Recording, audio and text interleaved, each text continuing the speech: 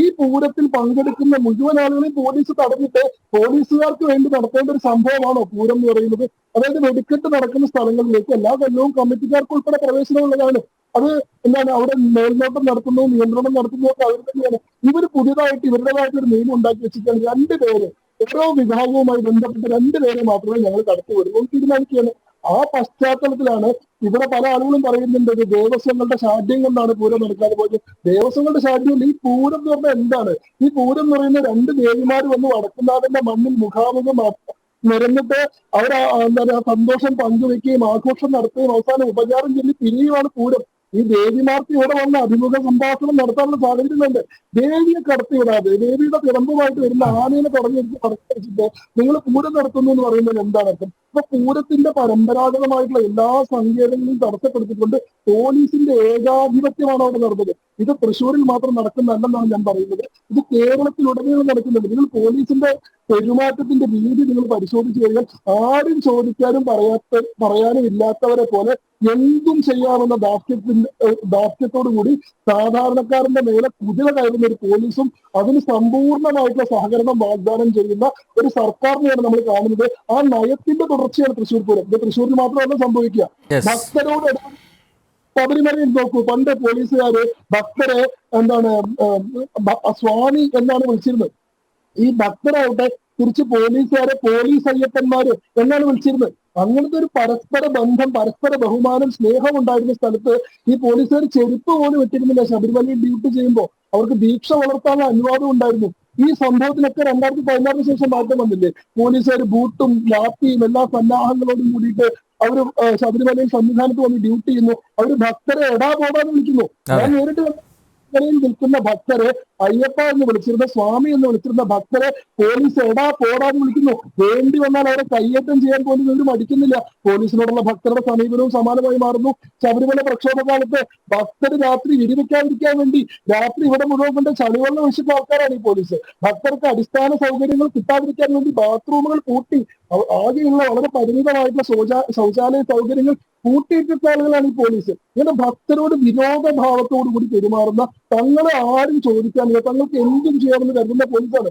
ശബരിമലയിൽ മാത്രമല്ല, ഇത് ആളുകൾ കൂടുന്ന എല്ലായിടത്തും നമ്മൾ കാണുന്നുണ്ട്. പലപ്പോഴും സർക്കാർ പോലും വിചാരിക്കാത്ത എന്താ പറയുക, രാജാവിനേക്കാൾ വലിയ രാജഭക്തി എന്ന് പറയുന്ന പോലെ സർക്കാരിന് വേണ്ടി സർക്കാർ പോലും വിചാരിക്കാത്ത അത്രയും കടുത്ത നടപടികൾ പോലീസ് സ്വീകരിക്കുന്നുണ്ട്. കരിങ്കടി കാണിക്കാതിരിക്കാൻ വേണ്ടി ആളുകൾ കറുത്ത ഷർട്ടിട്ട് വരരുതെന്ന് പറയും. ഇതൊക്കെ പോലീസ് ഉണ്ടാക്കുന്ന ഒരു സംഭവമാണ്. അതായത് എന്താ കരിങ്കൊടി കാണിച്ച കുഴപ്പം? അതൊരു ജനാധിപത്യപരമായിട്ടുള്ള പ്രതിഷേധമല്ലേ? ഒരു നിലയ്ക്ക് പാടില്ല എന്ന് ശാഠ്യം പിടിക്കുന്നു. അതുതന്നെ ഒന്നാമത്തെ തെറ്റ്. ഇനി കരിങ്കൊടിയായിട്ട് ഉപയോഗിച്ചേക്കുമോ എന്ന ആശങ്ക കൊണ്ട് കറുത്ത ഷർട്ടിട്ട് വരുന്നവരെ വിലക്കുന്നു, കറുത്ത മാസ്ക് ഇട്ട് വരുന്നവരെ വിലക്കുന്നു, കറുത്ത കാറിൽ വരുന്നവരെ വിലക്കുന്നു. മുഖ്യമന്ത്രി വരുന്നതിന്റെ 6 മണിക്കൂർ മുമ്പ് നഗരത്തെ പൂട്ടിയിടുന്നു. ഇങ്ങനെ പോലീസ് എക്സസിന്റെ അയ്യൊരു കളിയാണ് കേരളത്തിൽ. കേരളത്തിൽ നിങ്ങളിപ്പോ പോലീസ് എന്ന് പറയുന്ന സംവിധാനത്തെ ഒരു മർദ്ദക സംവിധാനമായി കാണേണ്ട സമയം സമാഗതമായിരിക്കുകയാണ്. ആ രീതിയിലാണ് കഴിഞ്ഞ കുറച്ചു കാലമായിട്ടുള്ള കേരളത്തിലെ പോലീസിന്റെ പോക്ക്. ഇത് നിയന്ത്രിക്കേണ്ടതിന്റെ അടിയന്തരാവസ്ഥയെ നമുക്ക് ബോധ്യപ്പെടുത്തുന്ന ഒരു സംഭവമാണ് തൃശ്ശൂർ പൂരത്തിൽ സംഭവിച്ചിട്ടുള്ളത്. ഈ കാര്യത്തിൽ അടിയന്തര നടപടി ഉണ്ടാവുകയല്ലാതെ ഈ പോലീസ് കമ്മീഷണറായിട്ടുള്ള അങ്കിത് അശോകിനെതിരെ, അദ്ദേഹം ഈ പൂരം അലങ്കോലപ്പെടുത്താൻ വേണ്ടി നടത്തിയിട്ടുള്ള അധികാര ദുർവിനിയോഗത്തിനെതിരെ കൃത്യമായിട്ടുള്ള നടപടി ഉണ്ടായിട്ടില്ലെങ്കിൽ ഇത് കേരളത്തിൽ എല്ലാ ഇടങ്ങളിലും ആവർത്തിക്കുന്ന വളരെ മോശം ഒരു പ്രവണതയായി മാറും. അതാണ് പോലീസിന്റെ കാര്യം. 2 സ്റ്റേറ്റിന്റെ കാര്യം. ഇവിടെ കേരളം നമ്പർ 1 ആണ്, കേരളം വലിയ മോഡലാണെന്നൊക്കെ പറയുന്നു.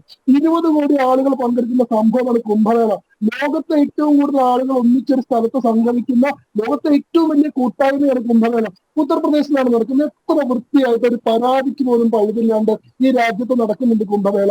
ഇവിടെ ക്രൗഡ് മാനേജ്മെന്റിനെ പറ്റി ഈ നമ്മുടെ നാട്ടിലെ നമ്മുടെ സർക്കാർ എന്താ മനസ്സിലാക്കിയത്? ക്രൗഡ് മാനേജ്മെന്റ് പറഞ്ഞാൽ ആൾക്കാർ കൂടുന്ന സ്ഥലത്ത് വലിയ വട ഉണ്ടാക്കി വെച്ചിട്ട് അതിന്റെ അപ്പുറത്ത് കിടക്കുന്നവരെ മുതൽ ലാത്തിക്ക് അടിച്ചിട്ട് ഓടിക്കലാണോ ക്രൗഡ് മാനേജ്മെന്റ്?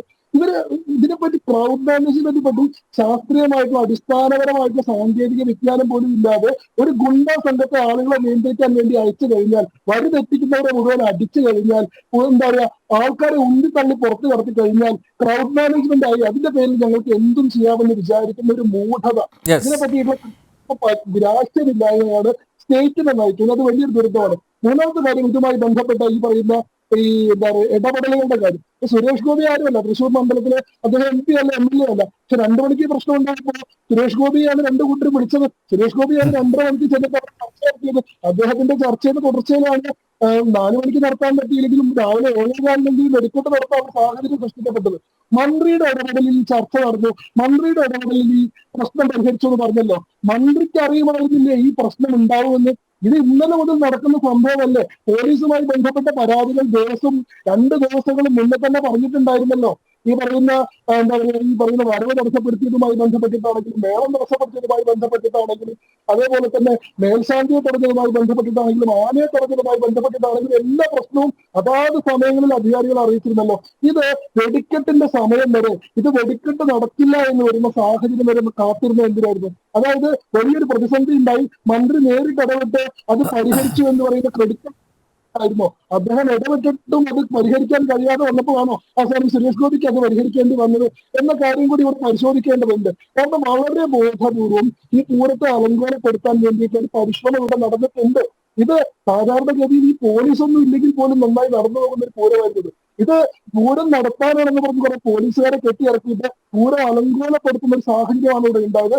ഈ കാര്യത്തിൽ സംസ്ഥാന സർക്കാരിന്റെ ക്രിമിനൽ ആയിട്ടുള്ള ഉത്തരവാദിത്വം ഒരിക്കലും നമുക്ക് തള്ളിക്കളയാൻ കഴിയുന്നതല്ല. വി ആർ ക്രിമിനലി റെസ്പോൺസിബിൾ ഫോർ ഈ പറഞ്ഞ സംഭവത്തിന്. ഇവര് വളരെ എന്താണ് കുറ്റകരമായ ഉത്തരവാദിത്വം പോലീസിന്റെ മേലുണ്ട്, സ്റ്റേറ്റിന്റെ മേലുണ്ട്.